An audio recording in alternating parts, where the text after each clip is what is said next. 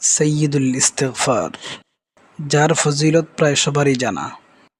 ইনশাআল্লাহ আজকে আমরা সৈয়দুল ইস্তেগফার শিখব। সৈয়দুল ইস্তেগফার শিখার জন্য এখন আমার সাথে সাথে মনে মনে উচ্চারণ করুন।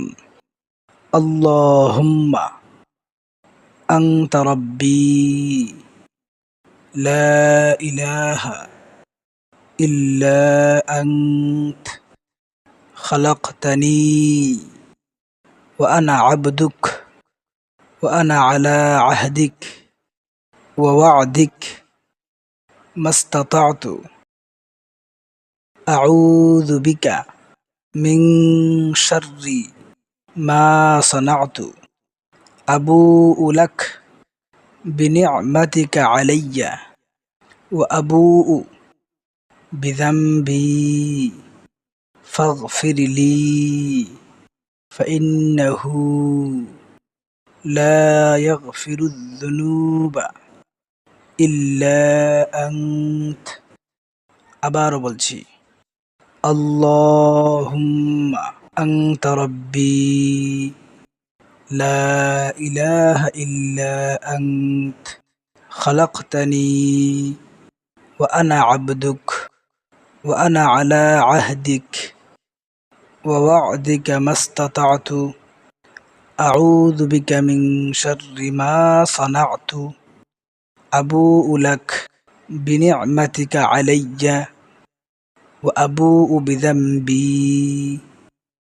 ফাগফিরলি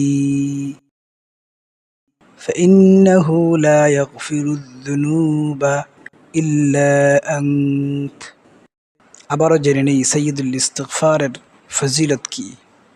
বুখারী শরীফের হাদিস, রাসূলুল্লাহ সাল্লাল্লাহু আলাইহি ওয়াসাল্লাম ইরশাদ করেছেন, যে ব্যক্তি মনে প্রাণে অন্তরের অন্তঃস্থল থেকে সকালবেলা এই সৈয়দুল ইস্তিগফার পড়বে, সে যদি ওই দিন সন্ধ্যার আগে মারা যায় তাহলে সে নিশ্চিত জান্নাতি।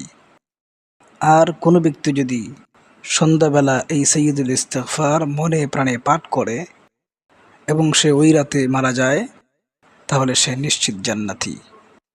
অর্থাৎ এই হাদিস থেকে আমরা বুঝতে পারলাম, কেউ যদি এই সৈয়দুল ইস্তিগফার সকাল সন্ধ্যা নিয়মিত পাঠ করে তাহলে সে দিন রাত যে কোনো সময় ইন্তেকাল করুক, আল্লাহ পাক রব্বুল আলামিন তার সমস্ত অপরাধ ক্ষমা করে দেবেন এবং সে নিশ্চিন্তে জান্নাতে প্রবেশ করবে।